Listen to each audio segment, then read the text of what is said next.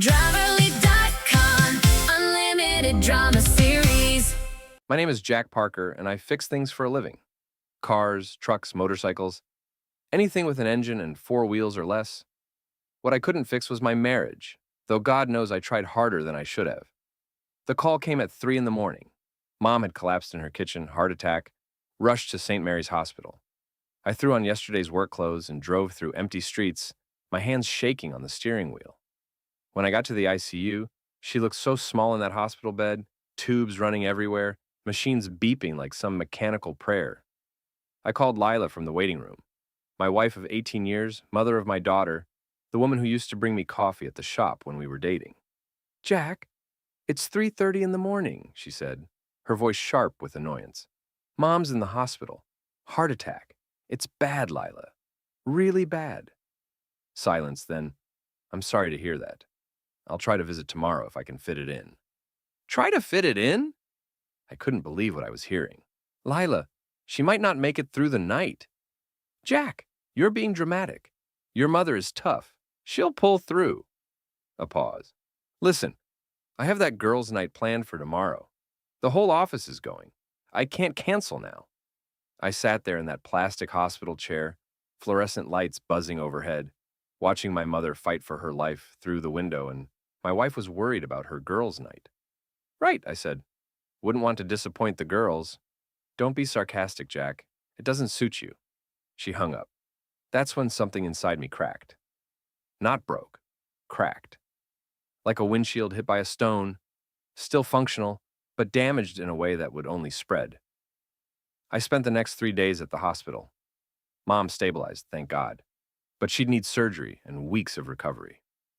Lila visited once, stayed 20 minutes, spent most of it checking her phone.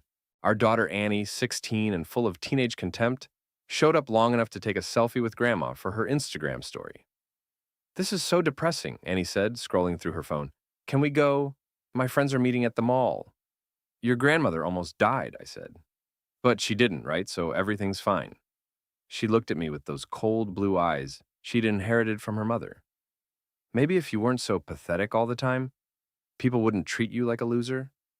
The crack in my windshield spread a little further. On Friday night, while I was sleeping in the hospital chair next to Mom's bed, Lila went to her girls' night. I knew because she posted pictures on Facebook, her and 5 other real estate agents at some fancy wine bar downtown, all smiles and raised glasses. The caption read, "Sometimes you just need a night with your girls. Blessed, Visser, work hard, lar, play hard." What I didn't know until later was that her girls' night ended at Brett Morrison's house. Brett, my former best friend. Brett, who used to come over for Sunday football and barbecue. Brett, who was my best man at my wedding. I found out because Lila got careless. She left her purse on the kitchen counter when she came home at 2 in the morning, reeking of wine and guilt. Her phone was buzzing with text messages. I shouldn't have looked, but that crack in my windshield was spreading fast. The messages were from Brett, explicit, detailed, filthy. "Can't wait to see you again. Tell Jack you're showing houses tomorrow. You felt so good tonight. I can't stop thinking about you. Does he suspect anything?" I scrolled up. The messages went back 3 months. 3 months of lies, deception, and humiliation. 3 months while I was working 60-hour weeks at the shop, trying to keep our family afloat, trying to be a good husband and father. There were photos too. I won't describe them, but they made it clear this wasn't just an emotional affair. I sat in my kitchen at 3 in the morning, reading message after message, watching my marriage dissolve in real time. 18 years reduced to sexting and stolen moments in my former best friend's bed.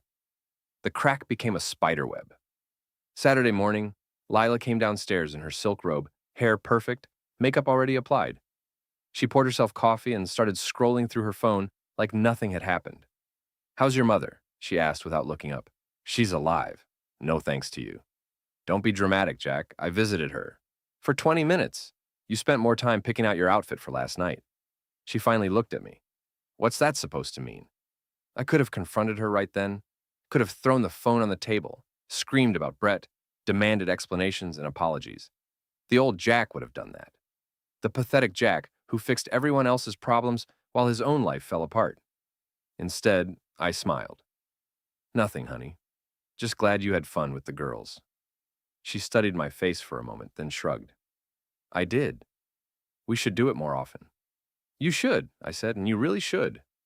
That afternoon, while Lila was at the office, catching up on paperwork, which I now knew meant she was catching up on Brett, I drove to my auto shop. Parker's Automotive had been my father's business before me, and his father's before him. 3 generations of Parkers fixing what other people broke. Time to learn some new skills. I pulled Brett's truck records from my files. Brett Morrison, contractor, drove a 2019 Ford F-150, cherry red with custom chrome details. His pride and joy. He brought it in for oil changes religiously, always bragged about how he kept it in perfect condition. Brett was scheduled for an oil change Monday morning. Perfect timing. Sunday night, I couldn't sleep. I kept thinking about those text messages, about Lila's lies, about Annie's cruel words, about 18 years of trying to be good enough, only to discover I never was. Around midnight, I heard Lila's phone buzz on her nightstand. Another message from Brett, probably. More plans for their next secret meeting. I got up and walked to my workshop in the garage. I had work to do. Monday morning came gray and cold, typical October weather in our small Midwest town. I opened the shop at 7, same as always. Made coffee, turned on the radio, laid out my tools. Just another day at Parker's Automotive. Brett showed up at 8:30, right on schedule. He climbed out of his precious truck with that cocky smile I'd once considered friendly. Morning, Jack. How's the old girl running? He patted his truck's hood like it was a prize horse. She's running great, Brett. Real smooth. Let's get her up on the lift and take a look. We made small talk while I worked. He told me about his latest construction project. Some McMansion out by the lake. Complained about his ex-wife's alimony demands. Asked about Lila and Annie with just a little too much interest. How's Lila's real estate business going? He asked, leaning against my workbench. Oh, you know Lila. Always busy, always meeting with clients. I smiled up at him from under the truck. She works a lot of nights now, very dedicated. That's great, good for her. He shifted uncomfortably. And Annie, how's school going? Annie's doing fine, growing up fast, learning a lot about the world. I tightened the oil drain plug, learning about loyalty, about trust, about what happens when people betray the ones who love them. Brett went quiet for a moment. That's good, I guess. I finished the oil change and lowered the truck. All set, buddy. She should run real smooth for you. Brett paid cash, same as always. We shook hands and I watched him drive away in his perfect red truck. He made it about 3 blocks before the transmission started slipping. By the time he reached the highway, his pride and joy was making sounds like a dying elephant. The beauty of sabotage is in the subtlety. A little metal shaving in the transmission fluid, barely visible to the naked eye. It would take a few miles for the damage to become obvious, and by then, it would be too late to prove anything. Brett would need a complete transmission rebuild. Minimum $5,000, probably closer to 8 with labor. I was whistling when I closed the shop that night. When I got home, Lila was in the kitchen making dinner. She looked up when I walked in, and for just a second, I saw something in her eyes. Suspicion, fear, guilt. How was work? She asked. Fixed a lot of broken things today, I said. Feels good to make things right. My phone rang, Brett's number. Jack, something's wrong with my truck. The transmission just went out completely. I'm stranded on Route 9. Oh no, I said, making sure Lila could hear. That's terrible, Brett. These things happen sometimes. Transmissions are tricky. But you just worked on it this morning. I changed your oil, buddy. Nothing to do with the transmission. I paused. You want me to recommend a good tow truck? After I hung up, Lila was staring at me. What happened to Brett's truck? Transmission failure. Poor guy's probably looking at a huge repair bill. She turned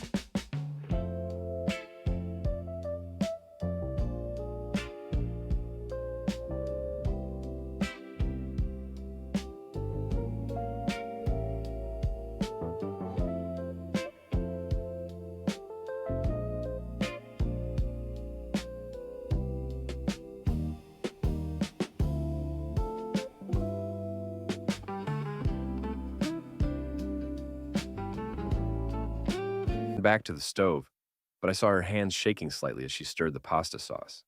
That's unfortunate, she said. Isn't it? I agreed.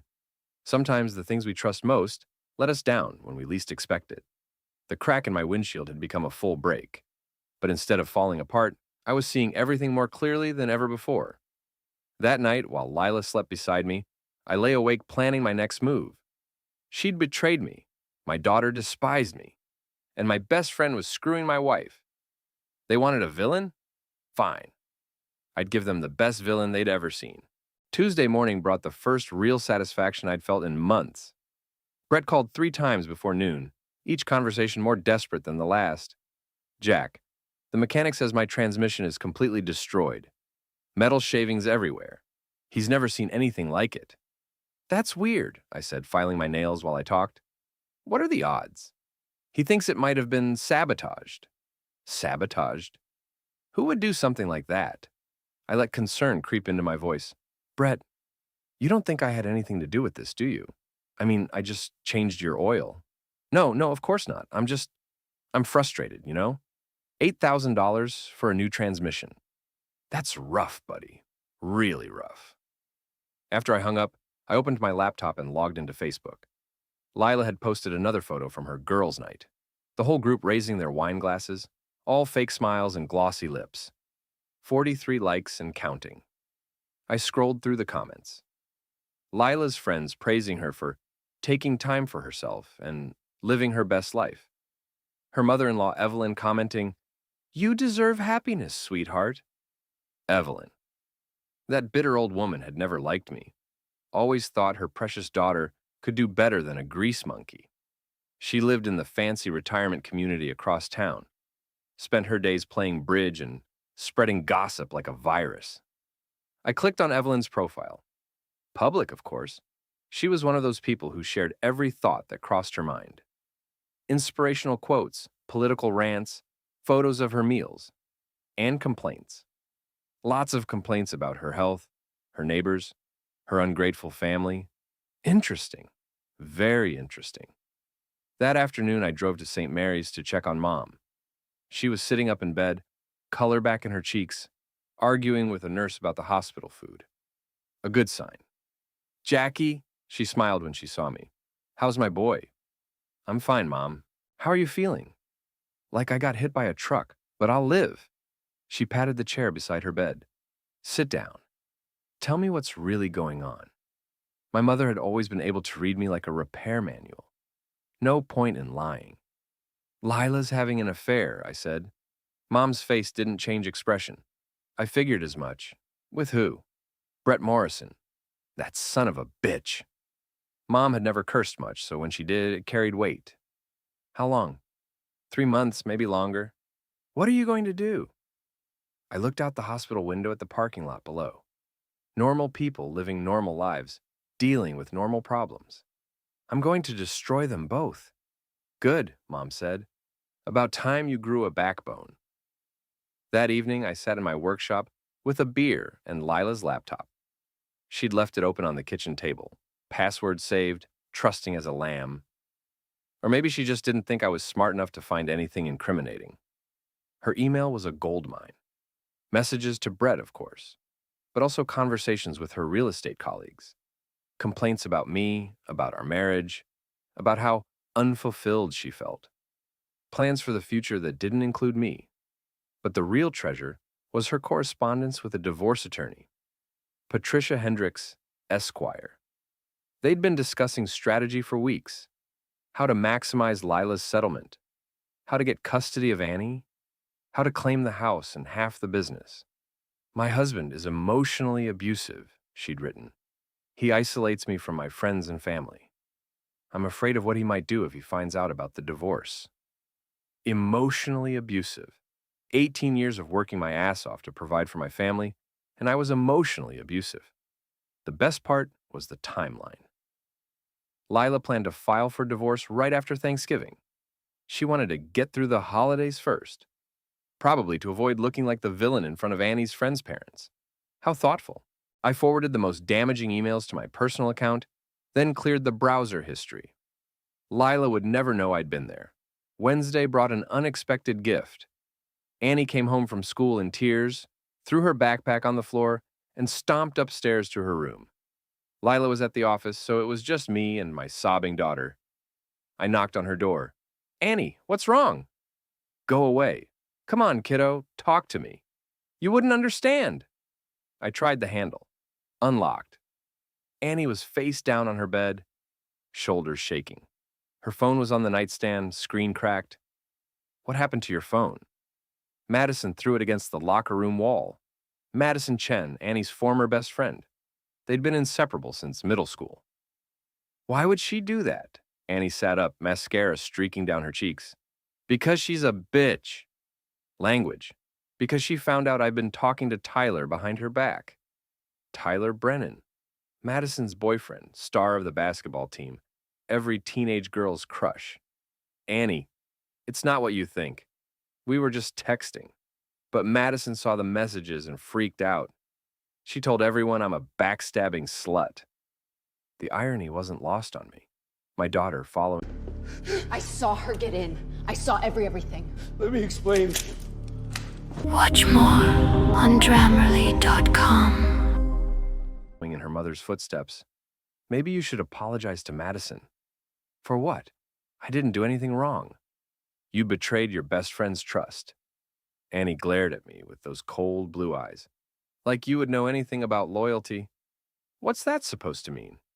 Everyone knows you're a loser, Dad. Mom's embarrassed by you. She tells her friends you're holding her back. Another crack in the windshield. Did she tell you that? She didn't have to, it's obvious. Annie wiped her nose with her sleeve. Tyler said his dad thinks you're pathetic. A grown man playing with cars while his wife does all the real work. Tyler's dad, Tom Brennan, who owned the biggest construction company in town. Brett's biggest competitor. Is that what you think, Annie, that I'm pathetic? She looked at me for a long moment. I think you're weak. Mom deserves better. I left her room without another word. That night, I called my old friend Deke Martinez. Deke used to be a cop before he bought Murphy's Tavern, the kind of dive bar where working men went to forget their troubles. We'd known each other since high school, back when life was simpler. Jack Parker, Deke's gravelly voice came through the phone. Haven't heard from you in months. Been busy. I heard. Your wife's been making quite a name for herself around town. So the gossip had started already. Small towns were like that. Secrets traveled faster than wildfire. What are you hearing? Nothing specific, just that she's been seen around town with Brett Morrison. A lot. They're having an affair. Shit, Jack, I'm sorry. Don't be sorry, be helpful. What do you know about Brett's business? Deke was quiet for a moment. Why? Because I'm going to destroy him. Jack, Deke, this man has been screwing my wife for months. He sits at my dinner table, drinks my beer, and fucks my wife behind my back. I'm not turning the other cheek. Another pause. Meet me at the bar tomorrow night. We'll talk. Thursday dragged by like a funeral march. I went through the motions at the shop, fixing other people's problems while my own life disintegrated. Every customer reminded me of my situation. Mrs. Henderson complained about her cheating ex-husband. Young Mike Torres bragged about his new girlfriend. Old Pete Kowalski told me how lucky I was to have such a beautiful wife. If only they knew. Around 5 o'clock, Lila called. I'm working late tonight. Don't wait up. Sure thing, honey. Working hard? Very hard. This client is very demanding. I almost laughed. I bet he is. After she hung up, I drove to Brett's neighborhood. His house was a modest 2-story on Elm Street. Nothing fancy, but well-maintained. His red truck wasn't in the driveway, still in the shop, getting its new transmission. Lila's silver BMW was parked around the corner. I sat in my own truck for 20 minutes, watching Brett's house, imagining what was happening inside. My wife of 18 years, naked in another man's bed, doing things she hadn't done with me in years. The rage was pure and clean, like a flame burning away everything weak and pathetic about the old Jack Parker. I drove to Murphy's Tavern. Deke was behind the bar, polishing glasses with mechanical precision. The place was nearly empty, just a few regulars nursing their sorrows in the dim light.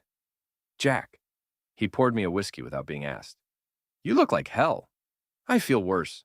Tell me what you want to know about Brett. I took a sip of whiskey, felt it burn down my throat. Everything. Brett Morrison Construction has been struggling for 2 years. He overextended on that lakeside development, borrowed heavily to finance it. Word is, he's behind on his loans. How behind? Behind enough that he's been cutting corners on jobs, using substandard materials, skipping inspections, paying workers under the table. Illegal? Gray area.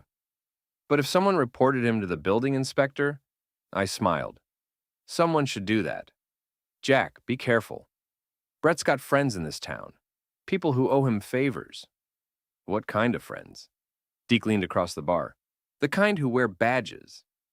That was interesting. Very interesting. Anyone specific? Deputy Sheriff Rick Santos. Brett helped him build a deck last summer. Didn't charge for labor. Rick's been looking the other way on Brett's corner cutting ever since. I finished my whiskey. Thanks, Deke. Jack, whatever you're planning, I'm not planning anything. I put a 20 on the bar. I'm just a simple mechanic who fixes broken things. Friday morning, I made 3 phone calls. The first was to the county building inspector, reporting safety violations at Brett's current job site. Anonymous tip, of course. The second was to the IRS, reporting suspected tax evasion by Brett Morrison Construction. Also anonymous. The third was to Patricia Hendricks, Esquire, Lila's divorce attorney. Ms. Hendricks, this is Jack Parker. I understand you've been talking to my wife. Silence, then. Mr. Parker, I can't discuss... Oh, you don't need to discuss anything. I just wanted you to know that I know. And I wanted to give you some free advice. Mr. Parker, tell my wife that if she wants a divorce, she should ask for it like an adult instead of sneaking around like a teenager. And tell her that if she tries to claim I'm abusive, I have 18 years of evidence proving otherwise. I hung up before she could respond. An hour later, Lila called. Jack, we need to talk. About what? About us. About our marriage. What about it? I think we should consider counseling. I almost laughed. Counseling? Yes. I think we've grown apart, and maybe a professional could help us work through our issues. What issues, Lila? You know what issues. No, I don't. Why don't you enlighten me? She was quiet for a long moment. Can we talk about this tonight, when you get home? I'll be home around 6. Good. I'll make dinner. She hadn't made dinner in months. That afternoon, Brett called. Jack, I need to ask you something. Shoot. Did you call the building inspector on me? Why would I do that? Someone reported safety violations on the Riverside project. Anonymous tip. The timing seems awfully convenient. Convenient how? Right after my truck broke down. Right after we had that conversation about trust and betrayal. I let the silence stretch out. Brett, are you accusing me of something? I'm just asking. Well, since you asked, no. I didn't call the building inspector. But if someone did, maybe they had good reason. What's that supposed to mean? It means maybe you should focus on following the rules instead of looking for someone to blame. He hung up without saying goodbye. At 6 o'clock sharp, I walked into my house to find Lila in the kitchen, wearing her best dress and a nervous smile. The table was set with our good china, candles lit, wine poured. Welcome home, she said, kissing my cheek. How was your day? Interesting, very interesting. We sat down to dinner. Steak and potatoes, my favorite meal. Lila made small talk about her work, the weather, Annie's school activities. All very normal, very domestic. Finally, she got to the point. Jack, I think we need to be honest with each other. I agree. Our marriage isn't working. We both know it. Do we? Yes, we've grown apart. We want different things. I cut my steak, chewed slowly. What do you want, Lila? I want to be happy. And I don't make you happy? Not anymore. I nodded. I see, and what would make you happy? I think we should separate for a while. Give each other some space to figure things out. Separate? Yes, I could stay with my mother or maybe rent a small apartment, just temporarily. What about Annie? She could stay with you during the week, with me on weekends. We'd work it out. I finished my steak, wiped my mouth with the cloth napkin. Lila? Yes? Go fuck yourself. Her face went white. Excuse me? You heard me. Go fuck yourself. Or better yet, go fuck Brett Morrison. Oh, wait, you already are. She stood up so fast her chair fell over. Jack, did you really think I wouldn't find out? 3 months, Lila. 3 months of lies and sneaking around and making me look like a fool. It's not what you think. It's exactly what I think. You're cheating on me with my best friend, planning to divorce me, and trying to take half of everything I've worked for. Tears started rolling down her cheeks. Jack, please. Please what? Please forgive you? Please pretend it never happened? Please make this easy for you. It just happened. I didn't plan it. Bullshit. You've been planning this for months. The divorce attorney, the custody arrangements, the whole sob story about how I'm emotionally abusive. She sank back into her chair. How did I find out? Because you got sloppy, Lila. Sloppy and careless and stupid. I never meant to hurt you. But you did. You destroyed 18 years of marriage for what? For Brett Morrison? For a man who's about to lose his business and his house? What are you talking about? Haven't you heard? Brett's having some financial difficulties, tax problems, building code violations. His whole world is falling apart. Understanding dawned in her eyes. You did this. I didn't do anything. I just stopped protecting him. Jack, you have to stop. This is crazy. I stood up, threw my napkin on the table. Crazy? You want to see crazy? I walked to the kitchen counter, picked up her purse, dumped the contents on the floor. Her phone clattered across the tiles. Call him, I said. What? Call Brett. Tell him you're leaving me for him. Tell him you want to start a new life together. Jack, call him. She picked up the phone with shaking hands, dialed Brett's number. It went straight to voicemail. He's not answering. Try again. She tried 3 more times. No answer. Maybe he's busy, she said. Maybe he's realizing what a mistake he made. I left her sitting in the kitchen, surrounded by the wreckage of her purse and her lies, and went to my workshop. I had more work to do. The old Jack Parker was dead. The new one was just getting started. Saturday morning, I woke up alone. Lila had packed a bag and left sometime during the night, probably to her mother's house. Good. I needed space to work. Annie was at a sleepover, which meant I had the house to myself for the first time in months. I made coffee, scrambled some eggs, and sat down with my laptop to do some research. Brett Morrison Construction had 3 active job sites and 24 subcontractors. After my anonymous tips, the building inspector would be crawling all over his projects by Monday. But that was just the beginning. I pulled up the county property records. Brett owned his house outright, but he'd taken out a massive second mortgage last year to finance the lakeside development. The monthly payments were crushing him. His business bank account, which I accessed through Lila's laptop, she'd saved his login information, the sentimental fool, showed a company hemorrhaging money. Overdue invoices, unpaid suppliers, payroll 2 weeks behind. Brett Morrison was broke. He just didn't know it yet. Around noon, Evelyn called. Jack Parker, what did you do to my daughter? Good morning, Evelyn. How are you today? Don't you dare take that tone with me. Lila came here crying last night, saying you accused her of having an affair. I didn't accuse her of anything. I stated a fact. That's ridiculous. Lila would never. Lila has been screwing Brett Morrison for 3 months. I have the text messages, the emails, and the hotel receipts to prove it. Silence, then. You're lying. Am I? Ask her about the Riverside Motel on Highway 6, room 237. They meet there every Tuesday and Thursday afternoon. More silence. Evelyn, you still there? This is your fault, she said finally. You drove her to this with your neglect and your selfishness. My fault? Yes. You work all the time. You never take her anywhere nice. You dress like a bum. What did you expect? I almost hung up. Almost. But then I remembered something Deke had told me about Evelyn's finances. Her late husband had left her comfortable, but she'd been making some questionable investments lately. Evelyn, how's your portfolio doing these days? What? Your investments.